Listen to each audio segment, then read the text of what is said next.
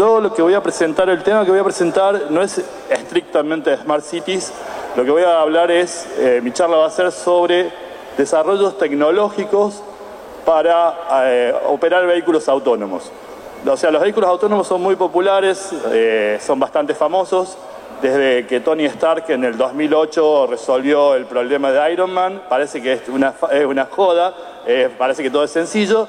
Y yo lo que le voy a tratar de poner es un poco en contexto el problema y cómo tratar de resolverlo. El uso es múltiple, o sea, uno puede ir desde la vigilancia, como lo usaron en el municipio de Tigre, hasta la producción agrícola, o sea, tienen infinidad de aplicaciones. Yo lo que voy a tratar es describir un poco la cuestión más técnica de cómo resolver el problema de autonomía, ¿sí? O sea, operar los vehículos sin intervenciones de personas, de pilotos o personas. Bueno, un poco lo que les decía, los vehículos autónomos se han vuelto muy populares. Lo más conocido son los drones, ¿sí? O sea, todo el mundo sabe lo que es un multirotor, un cuadricóptero, un hexacóptero. Lo vemos en aplicaciones de seguridad, en aplicaciones agrícolas y también lo tenemos como juguetes, ¿sí? ¿Quién no rompió un hexacóptero? Bueno, en mi caso yo rompí varios. Pero también tiene un aspecto económico. Es decir, toda la parte de vehículos autónomos o vehículos no tripulados se utiliza para relevar información de producción agropecuaria. Eso es básicamente las dos grandes aplicaciones que tenemos de los vehículos no tripulados. Producción agropecuaria y seguridad. El tema es, los hay de muchas formas, es decir, uno entra en internet, pone multirotor y va a encontrar lo que le guste, va desde cosas muy económicas y chiquititas, tan chiquitas como la palma de una mano, a cosas muy grandes que pueden llevar muchos kilos de carga. De hecho, la gente que está trabajando en la parte de producción agrícola ya empieza a pensar que la pulverización se debería hacer con este tipo de vehículos porque es mucho más preciso y se derrocha menos producto y se contamina menos. Entonces, un poco ese es el futuro. Pero para llegar a ese futuro, o sea, de usarlo activamente, no solo para relevar información, sino para operar activamente en la producción agrícola, tenemos que resolver un par de problemas, que es un poco lo que les voy a contar yo. Bueno, acá un poco lo que les contaba, el tema de la popularidad, desde incidentes serios de drones o de vehículos no tripulados que chocan a aviones en los aeropuertos, hasta el año 2000, hace 2 o 3 años atrás, Case sacó el primer tractor autónomo, es decir, un tractor que no necesita piloto y que uno tiene que decirle qué tarea hacer y el tipo se mueve solo y hace las cosas solo. El tema es que si bien resolvieron el problema, no lo pueden vender por un problema legal. De la misma manera escuchamos el auto de Google, que el auto autónomo o el de Tesla.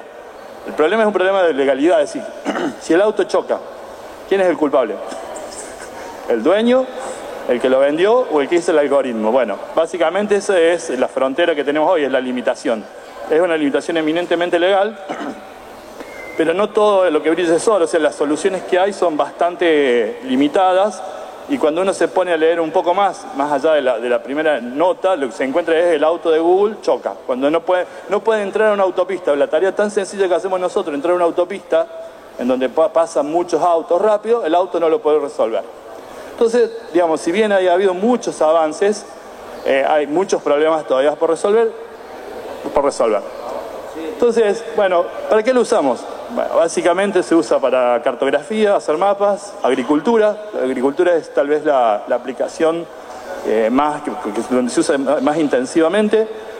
Servicios forestales está dentro de agricultura, control de obras, control de minas, o sea, seguridad, monitoreo de catástrofes ecológicas, búsqueda de personas en ambientes hostiles, ese tipo de cosas. Para hacer eso, ¿qué tenemos que hacer? O sea, para navegar un vehículo, ¿qué es básicamente navegar un vehículo? Es llevar que el vehículo vaya de un punto al otro teniendo en cuenta el entorno. Uno dice, bueno, los seres humanos y los animales hace miles de años que lo hacemos. Entonces se supone que debería ser simple. Bueno, no. La verdad que cuando uno se pone a estudiar el problema o a tratar de resolver el problema desde el punto de vista algorítmico y de los pasos que uno tiene que hacer, o sea, volverse consciente que uno lo que está haciendo cuando está resolviendo el problema de ir de un punto al otro con obstáculos en el medio, la cosa se vuelve bastante complicada. Es mucho más complicado de lo que parece. Y básicamente, cuando uno analiza el problema, se encuentra que hay 3 tareas. Si yo quiero ir de un punto al otro, lo primero que tengo que hacer es encontrar un camino. Es decir, ¿por dónde voy a ir? Si básicamente yo quiero, en este momento quiero ir a tomar agua, ¿cuál es el camino que tengo que seguir para llegar hasta donde está el agua? Para hacer eso, ¿qué tengo que tener en cuenta? Y todo lo que me rodea, es decir, si al frente tengo obstáculos, ¿cuál es el único camino libre? Entonces uno empieza a pensar, ¿es tan sencillo encontrar eso? Bueno, nosotros decimos, sí, es fácil. Voy derecho hasta el fondo, doblo a la izquierda y llego hasta allá. Bueno, sí, para este caso particular. Ahora, ¿cómo yo traduzco eso en un algoritmo? ¿Cómo traduzco yo eso en un programa de computación? ¿Cómo hago para implementarlo en una computadora y que eso se resuelva siempre bien y que no choque? Esos son los retos que uno enfrenta. El segundo problema es, bien, yo ya sé cómo ir, pero primero que tengo que saber, o sea, sé dónde quiero ir, pero ¿qué es lo primero que tengo que saber? ¿Dónde estoy? Y el problema de dónde estoy, que nosotros llamamos el problema de navegación, es tal vez el problema más complicado que enfrentamos. Porque el problema de navegación implica saber exactamente dónde el vehículo está. Y saber dónde el vehículo está es un problema complicado en el sentido de que, ¿qué es lo que podemos medir? Nosotros lo resolvemos fácil porque usamos visión, o sea, vemos, y nuestro cerebro, después de muchos años de evolución, nos permite armar un mapa de la zona, de dónde yo estoy parado. Y a partir de ese mapa resolver el problema de dónde estoy parado, en el contexto en el que estoy, en el ambiente en el que estoy, y hacia dónde ir. Bueno, cuando vuelvo, trato de traducir esas cosas que nosotros ya tenemos naturalmente por evolución, la cosa es muchísimo más complicada. Porque procesar imágenes es muy costoso, es muy complicado y es un problema que todavía está abierto. O sea, todavía se está trabajando en ese problema. Entonces uno dice, bueno, hagamos como se ha venido haciendo desde la época de la Primera y la Segunda Guerra Mundial, que es básicamente midamos cómo nos movemos, es decir, midamos los desplazamientos y a partir de los desplazamientos calcular dónde estoy, o sea, hagamos cuentitas básicamente. Bueno, la cosa en principio digamos, uno piensa, sí, está bien, es fácil, es razonable, uso las leyes de la física, pero el problema viene cuando yo vengo a medir. O sea, de vuelta, volvemos al problema de la medición, de cómo adquiero la información. Los sensores que tenemos siempre tienen errores. Siempre me dan información no muy precisa.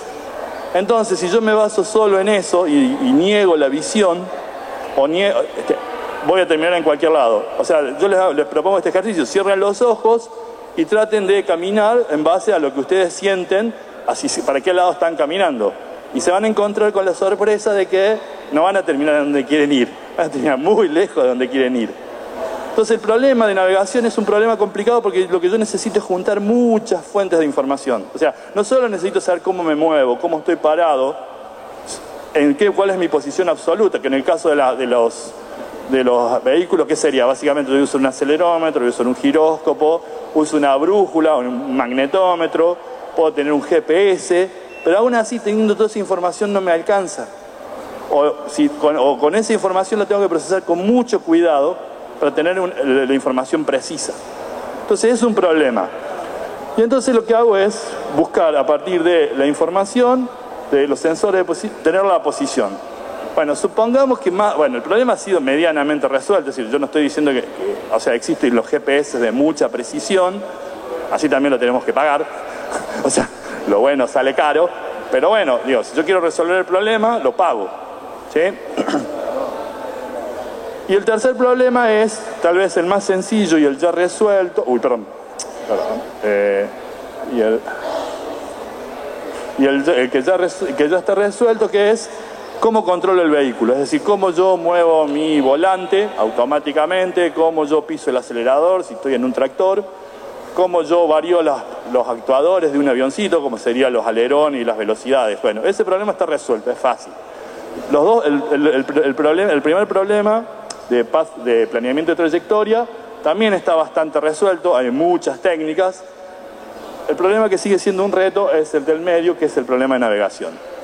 El tema es que las cosas no están desacopladas, si no es, fenómeno, resolví el problema de navegación, de planeamiento, resolví el problema de control, ya tengo el 2/3 del problema resuelto. No. El problema es que todo interactúa.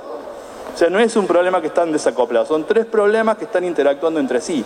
Es decir, este gráfico trata de decir eso, es decir, yo tengo que saber dónde estoy para poder planear bien la trayectoria, tengo que conocer bien mi entorno para poder guiar bien el vehículo, para no chocarme y para poder moverme de manera confiable. Y encima de todo eso, tengo que tener en cuenta cómo es el vehículo en sí mismo.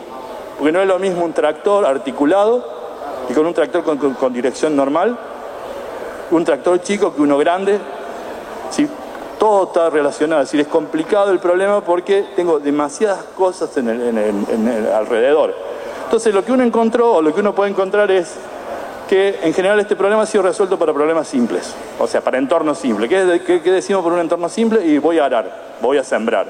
O sea, ¿qué tengo? Tengo un gigantesco espacio libre con algún obstáculo en el medio, pero no muchos.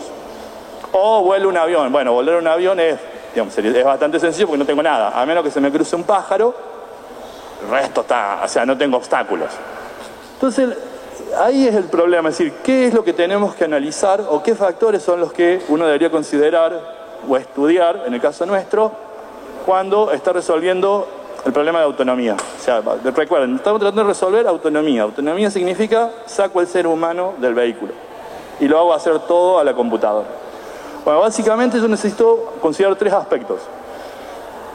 Que de vuelta, todos están interrelacionados. Es decir, primero el vehículo. No es lo mismo, o sea, depende del vehículo va a ser la solución que encuentre. Si no es lo mismo un vehículo articulado, un tractor articulado, que puede doblarse al medio, que tiene una capacidad de maniobra completamente diferente a un tractor que solo gira con dirección normal de adelante. Los segundos son los dispositivos electrónicos. Uno diría, bueno, los dispositivos electrónicos son baratos, son accesibles, uno agarra, entra, no sé, a donde entra internet y compra lo que quiere. Sí, está fenómeno, compro lo que quiero. Pero el problema es el tercero, si hay una interrelación entre los últimos dos, que es qué procedimiento yo uso, qué algoritmo yo uso para resolver el problema, depende de la computadora que yo tenga. O sea, pues yo puedo tener el algoritmo que me resuelve el problema completo, pero para poder implementarlo, para poder ejecutarlo, yo necesito una computadora de $10 millones. O sea, fenómeno, resolviste el problema, académicamente. Ahora, cuando lo bajaste a la vida práctica, decís, el tractor sale $100.000, la computadora sale $10 millones, ¿qué hago? Le sigo pagando al tipo para que lo maneje. ¿Sí? Ese es el punto. Es decir, las soluciones que uno tiene que encontrar tienen que ser razonables en términos de la capacidad de ser implementados. Entonces hay una interrelación en eso. Si yo cuánto estoy dispuesto a invertir en electrónica, o cuánto me cuesta la computadora y los sensores y todo lo que yo voy a usar para resolver el problema, tienen que estar acorde con la complejidad del algoritmo que yo voy a resolver. Y la complejidad del algoritmo que yo voy a resolver me define de alguna manera cuál es la complejidad del problema que yo voy a resolver. Así que voy a resolver el problema de un auto en el medio de la ciudad, en donde yo tengo que ver todo lo que está pasando alrededor mío. Bueno, ese problema no está resuelto porque no hay computadora. O sea, puedo poner una CRAI. Ahora, el auto sale $100.000, el de Tesla, pongan un Porsche, $400.000 y la computadora sale 10 millones. ¿Qué me voy a robar? Si yo soy ladrón, ¿qué voy a robar? ¿La computadora o el auto? ¿Sí? Eso es un poco lo que hay que tener en cuenta. Es decir, cuando uno trata de resolver este problema, hay 3 aspectos y esos 3 aspectos tienen que ser considerados simultáneamente. El vehículo me define qué puedo hacer. Entonces me va a decir cuán complicado puede ser el algoritmo. Y cuán complicado puede ser el algoritmo me define cómo lo puedo implementar. Y ahí hay una realimentación, una relación ida y vuelta entre la electrónica y el algoritmo.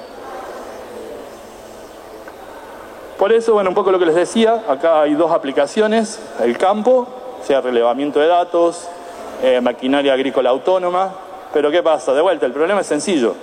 Tengo un gigantesco espacio abierto con algunos obstáculos. O sea, con suerte puedo encontrarme con 2 obstáculos, 3. Pero aún así, el problema sigue sin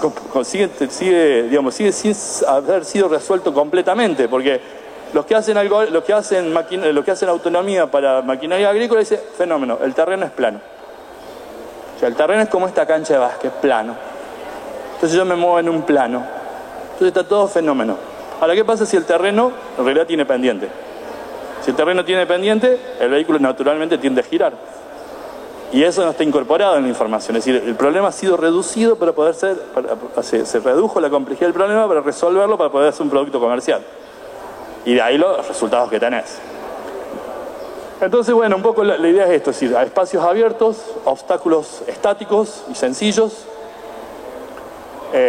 Los sensores operan en general libre de interferencia. Es decir, no es lo mismo poner un GPS en el campo que ponerlo en el medio de la ciudad, como Reconquista, y aún peor es ponerlo en Buenos Aires, en donde uno tiene montones de calles completas, cuadras completas con edificios, lo cual simularían cañadones. Entonces ahí ya pierdo el GPS, y si pierdo el GPS, ¿qué pasa? ¿Cómo resuelvo el problema de posicionamiento si no tengo GPS? ¿Se dan cuenta que a veces las cosas parecen sencillas porque nosotros tenemos muchos años de evolución? O sea, nuestros algoritmos han ido evolucionando con el tiempo. Ahora, cuando yo quiero trasladar o traducir esa forma de resolver el problema a un procedimiento sistemático que es un algoritmo de software, un algoritmo informático, las cosas se complican. Entonces, eso es lo que pasa. De hecho, la experiencia, yo recuerdo cuando Massa era intendente del Tigre, salió así, bueno, vamos a poner drones para vigilar. Creo que compraron 20 drones para hacer vigilancia permanente en el distrito del Tigre. La pregunta es, ¿saben cuántos drones quedaron a los 2 meses de empezar la operación? De los 20 quedaban 5. ¿Y saben cuál era el problema? El problema es que los tipos, hacían volar los drones en ambientes complejos, como los que hay ahí, con árboles. Además de árboles había viento. Además de viento había obstáculos como los pájaros. Entonces, todas esas cosas, todos esos aspectos que no habían sido considerados en la solución del problema, hicieron que los drones chocaran, que tuvieran muchos accidentes, que se fueran rompiendo. Al final, ¿qué terminaron haciendo? Descartaron todo eso, los drones, por cámaras. Yo lo que estoy tratando de contarles, fíjense que el problema no es tan sencillo.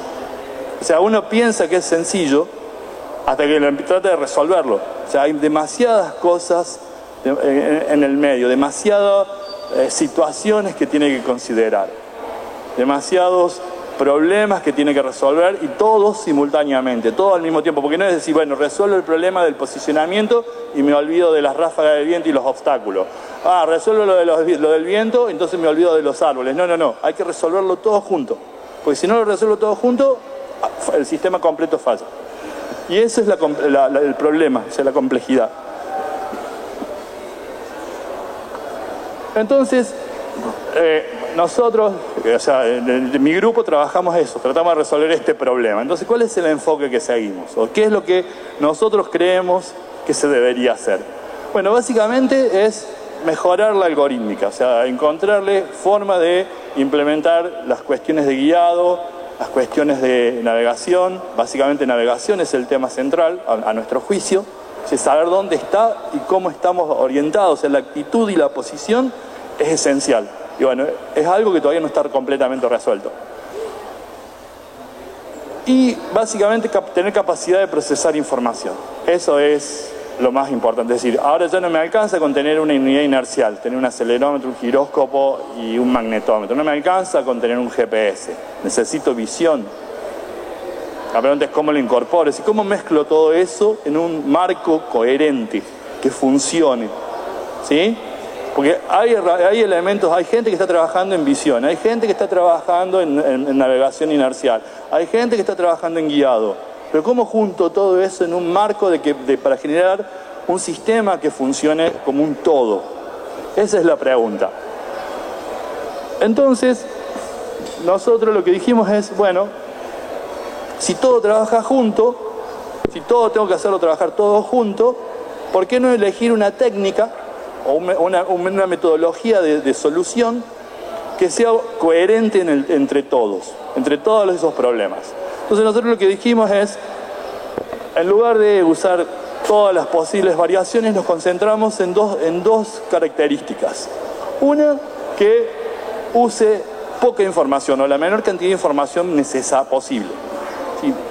más información significa más complejidad, más difícil de resolver las cosas. Entonces sí, usa la mínima cantidad de información que necesites, que sea necesaria para resolver el problema. Y lo segundo es la técnica. Lo que nosotros hacemos es, en lugar de usar inteligencia artificial, que está bastante de moda, dijimos, bueno, usemos lo que se conoce, que es técnicas de optimización. Técnicas de optimización son algoritmos que buscan soluciones cuya bondad, cuya calidad se mide a partir de alguna medida.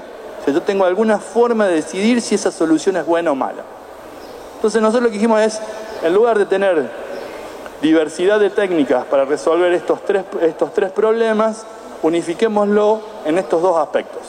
Usemos optimizaciones numéricas y usemos la menor cantidad de información posible. Eso es lo que decidimos. Y entonces, nosotros hace varios años que venimos trabajando en esto, lo que nos encontramos es que al hacer eso, al usar estas ideas como ideas fuerza para desarrollar los algoritmos, encontramos que ese marco está unificado y nos permite analizar como un todo. O sea, nos simplifica el análisis. Y no solo nos simplifica el análisis, sino que también nos simplifica la implementación. Porque como ya sabemos la complejidad algorítmica de los programas, sabemos en qué computadoras los podemos implementar. Entonces es como que vamos tratando de acotar el problema y buscar herramientas que nos permitan hacer eso. Y nosotros nos encontramos con esta situación, después de un par de años de estudio. Otra ventaja que tiene esta técnica, esta idea, es que los algoritmos incorporan explícitamente modelos del vehículo. Entonces, cuando otra gente dice, bueno, si yo tengo que manejar un tractor con dirección normal o un tractor articulado, tengo que rediseñar todo el algoritmo completamente. Bueno, lo que nosotros encontramos es, bueno, con esta técnica, como yo pongo el modelo explícitamente, lo único que tengo que hacer es cambiar el algoritmo, el modelo, digo. Y el sistema sigue funcionando. Entonces nosotros decimos, estudiamos un solo problema y resolvemos el problema para vehículos terrestres, para vehículos aéreos y para barcos. Entonces eso nos simplifica aún el problema. Si fíjense que lo que estamos tratando de hacer es de simplificarlo y llevarlo a ir al núcleo, a la médula, a lo esencial del problema. Pero para hacer eso tenemos que hacer lo que estamos diciendo, es decir, elegir la técnica adecuada y tener un criterio del uso de información. Entonces, bueno, acá ya voy a entrar en una cuestión un poquito más técnica y contarle cómo nosotros resolvemos los problemas. Entonces, el primer problema es el más fácil, o sea, siempre vamos de lo fácil a lo difícil. El primer problema es el planeamiento de trayectorias. ¿Y cómo yo voy de acá de vuelta? El problema, ¿cómo voy desde donde yo estoy a buscar un vaso de agua? Entonces, ¿eso cómo lo hacen? Cuando ustedes están en el campo, o sea, si yo quiero sembrar, cosechar o, digamos, explorar, recabar información de una producción agrícola, lo que le digo al vehículo es, mira, pasá por estos puntos. O sea, claramente, si yo estoy acá, paso por donde está, ahí al medio, después me voy hasta la esquina y después me voy para allá. Si tengo puntos de referencia, lo que llamamos waypoints. Y lo otro que digo es, tengo zonas prohibidas. Claramente yo no voy a poder cruzar por el medio de las sillas. Yo digo, bueno, mira, yo quiero ir por acá, tenés estas zonas prohibidas, ya son restricciones, no te podés mover por ahí, no podés pasar. A menos que sea como es la chica fantástica, que vos podés desmaterializarte y cruzar, pero no, digamos, a nosotros se aplican las reglas de la física. Entonces es un poco, el algoritmo que hicimos nosotros se traduce en eso, es decir, yo tengo una serie de puntos de paso y lo que voy haciendo es calcular cuál es el mejor camino posible en términos de la distancia recorrida, la velocidad, el tiempo que tarda en recorrerlo, el consumo de combustible, se puede incorporar todas esas cosas para ir de punto a punto. Y así voy generando lo que se llama un camino o una trayectoria. Para hacer eso, nosotros lo que hacemos es resolver un problema de optimización. No voy a entrar en detalles técnicos, pero le voy a decir básicamente es un programa que, si yo le doy toda esa información, me da los puntitos por los que tengo que pasar. Y lo que hacemos es, podríamos usar dos cosas, o sea, o usamos el modelo exacto del vehículo, lo cual es muy complicado, y le decimos, ¿tiene sentido usar acá un modelo exacto del vehículo? No. O sea, usar un modelo lo más sencillo posible que te permita hacer las cuentas de una manera razonable. Entonces, teniendo en cuenta eso, nosotros lo que hacemos es, bueno, perdonen la transparencia, si quieren les digo cómo, pero básicamente yo quiero pasar por 3 puntos, este punto y este punto. Tengo 2 obstáculos fijos, que son las bolitas en grises.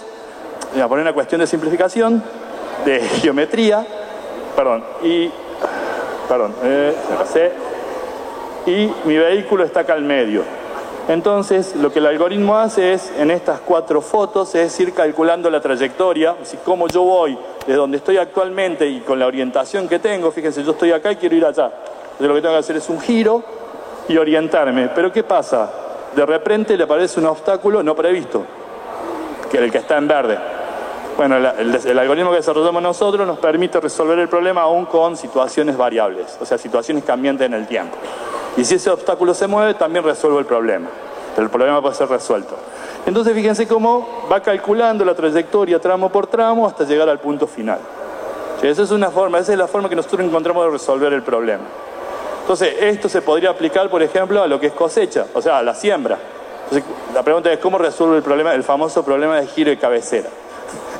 Entonces, acá simplemente lo que uno debería decirle es, mira, pasa por estos puntos, en este orden, y después el algoritmo solo calcula cómo tengo que hacer el movimiento. Entonces, resuelto el problema de movimiento, o sea, de cómo me tengo que mover, el próximo problema es dónde estoy. En el dónde estoy es el problema que nosotros estamos trabajando, y creo que vamos a trabajar por muchos años, porque es un problema recontra abierto, y lo resolvemos de la misma manera, pero ahora ¿qué hacemos? Sí, ya termino, falta un ratito. ¿Cómo lo resolvemos? Lo que hacemos es tratamos de resolver el problema de medición, haciendo mediciones, teniendo las mediciones y de alguna medida, de vuelta, medir la bondad de la solución. Esa medida de la bondad de la solución puede ser cuánta es la variabilidad o la varianza, cuál es el peor error que yo cometo. Y en este problema uno se concentra más en la ecuación de medición. ¿Qué sensores tengo y cómo los uso? Acá les muestro unos resultados de simulación en donde lo que estimamos son lo que se llaman los cuaterniones, o sea, los parámetros básicos de movimiento. Es decir, al problema de movimiento de estimación hay que sumarle que hay muchas formas de representar el movimiento. Entonces, la pregunta es ¿cuál es la adecuada? Es para hablar un montón de tiempo y tengo solo 5 minutos. El problema que sigue es el de guiado, que es cómo muevo el vehículo. Esto está bastante resuelto. Esto, digamos, es el problema más resuelto de todos. La idea es, ¿qué pongo acá? O sea, ¿qué modelo pongo? Hay 2 opciones. La opción es poner un modelo matemático, un modelo muy preciso, lo cual lleva mucho trabajo y mucho tiempo y hace que el algoritmo sea complejo, o me conformo con resultados un poquito no tan buenos, pero que se resuelven en el tiempo y con el hardware que tengo. Bueno, entonces fíjense que en este marco conceptual, el modelo pasa a ser un parámetro de ajuste, que está relacionado a la complejidad computacional y está relacionado a la computadora que tengo para resolverlo. Entonces, bueno, yo acá no los traje, pero usando un modelo tan sencillo como este, que es un modelo muy básico de robótica, es un modelo cinemático de robótica, que son funciones trigonométricas nada más, el problema se resuelve con mucha eficiencia y muy bien. Y bueno, acá tenemos resultados de trabajos nuestros, son simulaciones. Acá en esta punta lo que mostramos es el movimiento en X y en Y. Lo que pretendemos es que siga una rampa, es decir, básicamente que el tipo gire y vaya derecho por en el plano. Y acá están de vuelta los parámetros de actitud y de posición del vehículo, que se llaman cuaterniones. Desafortunadamente, perdonen, pero no se ven muy claramente lo que deseo, pero los resultados son alentadores, como mínimo. Entonces, un poco sintetizando, lo que traté de hacer es de contarle cuál es el problema que tratamos de resolver y cuál es su complejidad, que no es un problema trivial. De vuelta, o sea, el cine lo muestra como que es un problema fácil, es soplar y hacer botella. No es soplar y hacer botella, hay mucho trabajo detrás de esto, hay mucha gente trabajando, porque son problemas complicados. Lo que yo traté de presentarles es un poco las ideas que usamos nosotros para resolver este problema, tratando de simplificar y hacerlo lo más racional y razonable al problema, y que pueda ser analizado y que pueda ser fácilmente implementado y que pueda ser fácilmente llevado a la práctica. Recuerden, nosotros somos un grupo académico, no somos una empresa. Y entonces, bueno, eso, ¿no? La idea de que nos permite desarrollar y analizar algoritmos con mucha flexibilidad, independiente de los vehículos que consideremos. Podemos resolver cualquier tipo de vehículo, avión, o sea, vehículo aéreo, o sea, multirotor, avión, vehículo terrestre, no importa cuál, y barcos. Y que los algoritmos se pueden implementar. La experiencia nuestra es que usamos computadoras muy chiquititas, no sé si la conocen, para aquellos que conocen las famosas Raspberry Pi, que son unas computadoras muy chiquititas. Nosotros lo usamos para resolver el problema. Nosotros nos lo planteamos como restricción desde el principio a eso. Y bueno, esos son los resultados. Bueno, es todo. Espero haber sido lo suficientemente didáctico y entretenido. Y muchas gracias por haberme escuchado. Muchas gracias al ingeniero Leonardo Giovannini por sus conceptos. Muchísimas gracias.